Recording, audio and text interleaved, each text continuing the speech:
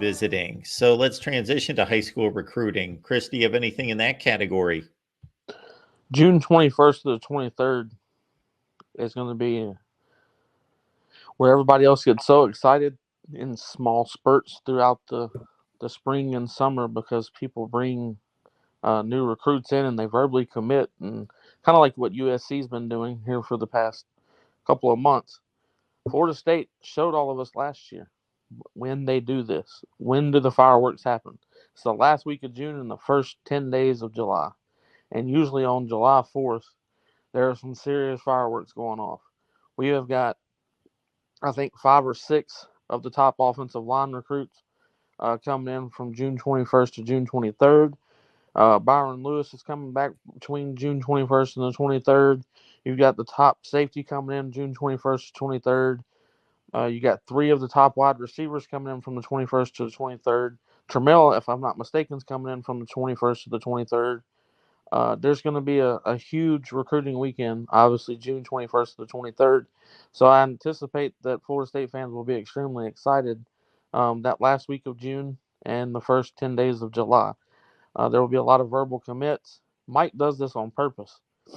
Mike wants all of them to get all of the official visits out of the way, visit everybody that you want to visit, and he makes sure that he gets them on that last weekend. That's the last weekend that you can visit. So we make sure that we get their last official visit. Most of it is before they have a date that's set when they are going to verbally commit somewhere. We'll have over 35 kids from what I've understood, and that number will probably grow from here until then. But I do know that there are 35 that have already set their official visits for the 21st to the 23rd of June. I mean, it'll be a big weekend. Mark, you had made a statement that Florida State may be the last team that was punished by the NCAA. We're also, just for history buffs of people that care, we're also the last team that ever won a BCS national championship. So might as well take this one too. Yeah. Good thought there. Anything else, guys, on the recruiting front? James, George? Nah, I just got to tell our fans to just stop scaring off our commits. Just chill out.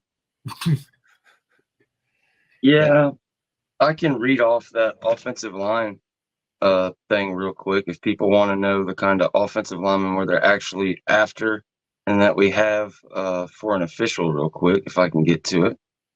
But no, I would just tell people, just take a deep breath. Don't believe everything you hear on the internet.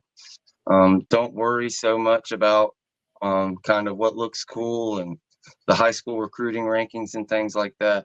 It's a brand new era when it comes to NIL, retainment, the portal, all these things. What Mike Norvell's doing, it really is beautiful.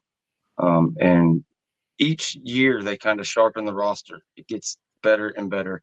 I spoke to it earlier. When you look at like the top 12, top 11 guys, when you separate all the portal exits and the portal entries, Florida State, the top 11 guys are all guys that came in. They really are just, year by year improving the heck out of this roster.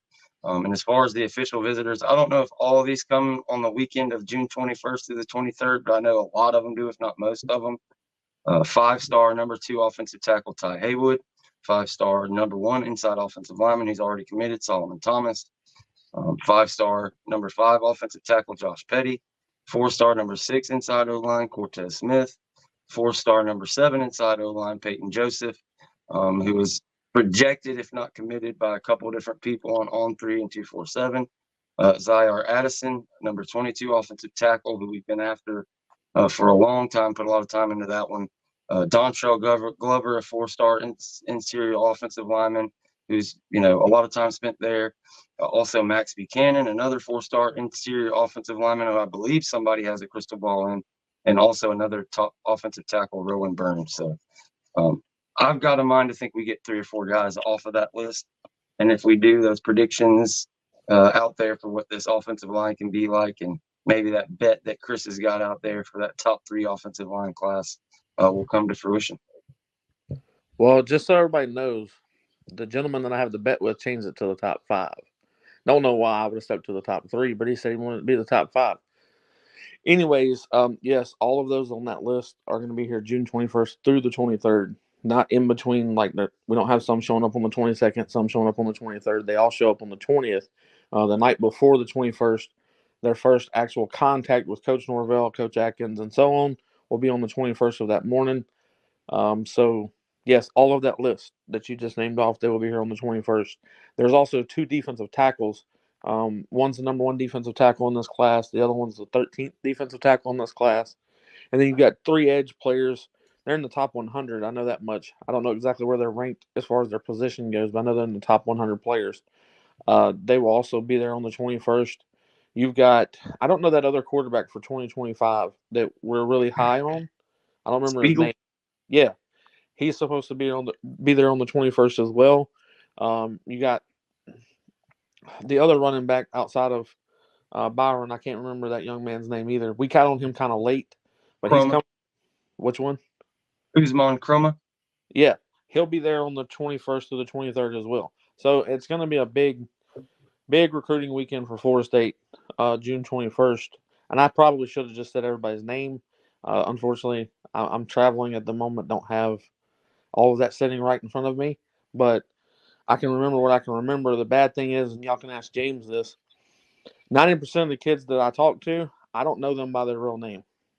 Just like I've been calling Hilton Drake Stubbs the whole time. I'd never do Hilton until James brought it up, and James found out, I guess, some similar way that I did. I thought his name was Drake. I've been coaching him for over a year. I was like, everybody's asking me. I call him Hilton when I'm mad now. When he's not doing something good, I'm like, Hilton, that ain't gonna work. When you make plays, I call you Drake. So it's going to be a fun weekend, June 21st to the 23rd, and then July.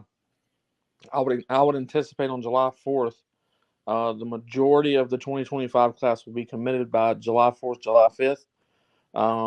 There's going to be a lot of verbal commits that come across that 10-day period.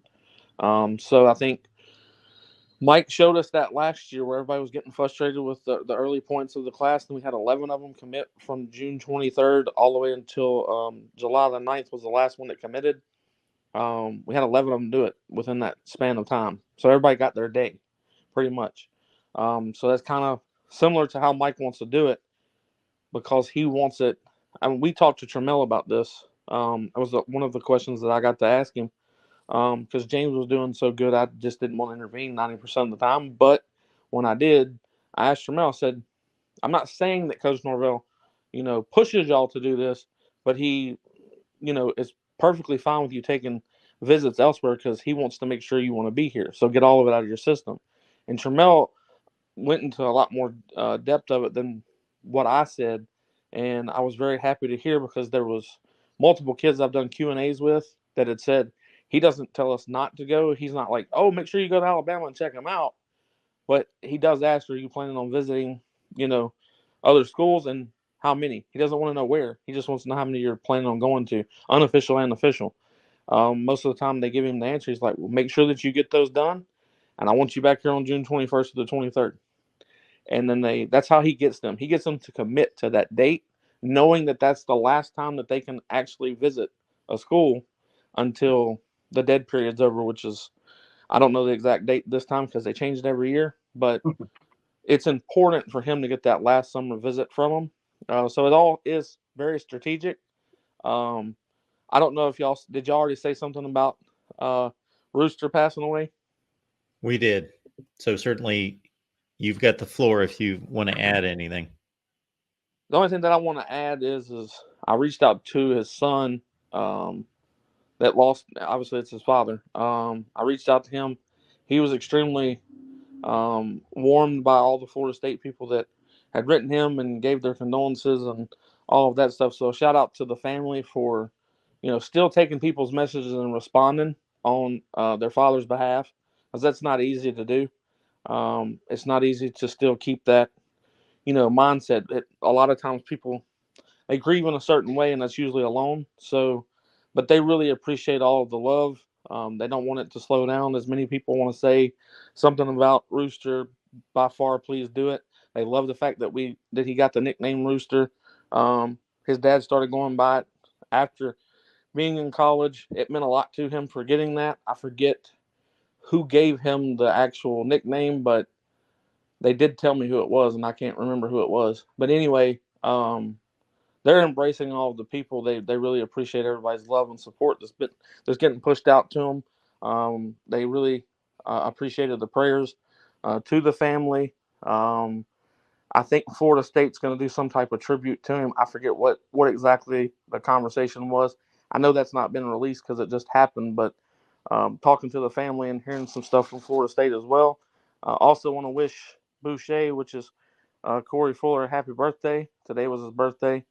We have a lot of birthdays in this month, the month of May, so everybody get ready for it because you're going to see a lot of Florida State birthday stuff going on, but definitely the Boucher. If people don't know, well, you should know who Corey Fuller is, but if you don't, he's got some of the greatest 1-minute videos that you'll ever watch. If you're feeling some type of way, I don't know what it is about his speeches. They take 60 seconds. And I know that that's not easy to do. I've been speaking for over 60 seconds now and can't get everything out that I want to. So he does a really good job at that. A lot of the young people at Florida State look at him as a older brother figure, even though he's old enough to be their dad. I make fun of that on his behalf. But they do look at him as a huge support system at Florida State. Joshua Farmer and Daryl Jackson speak so highly of him that it's kind of it's impressive just because he's got that type of effect on these young men. And he doesn't get near I don't think he wants it, but he doesn't get near the glory or praise or whatever you want to call it. He doesn't get enough of it for how he intervenes with these young men and makes sure that they're not just prospering as football players, but as how they're doing as young men. So I just wanted to give Boucher a huge shout out. Well, with all due respect to everyone who has a birthday on this day, May 1st, in my household, my daughter's birthday is first and foremost because it is today, May 1st. And thanks to everyone who acknowledged that on Twitter and Facebook and otherwise. Let me make a quick programming note because Florida State fans, you'll want to be looking out for my all-time program ranking. So I was working on these numbers just prior to the show.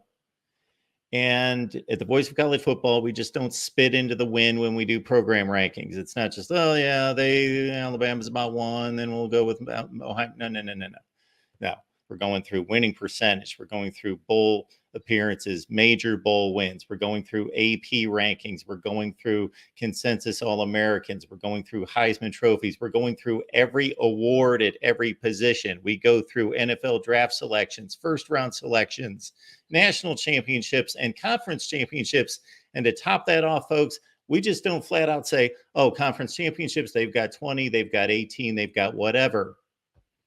You guys all know, when did Florida State join the ACC? 1992, and once the ACC formed, 1953. So it is fair to compare the number of ACC championships. Even starting in 1992, Florida State's still dominant in all-time ACC championships, but that dominance should be even emphasized. So we go with the percentage of conference championships that you earn during the time that you're in the conference. So be looking out for our all-time program rankings because we take all those numbers and then we add our brain to it and we put it into context, and we'll be delivering those over the next week or so.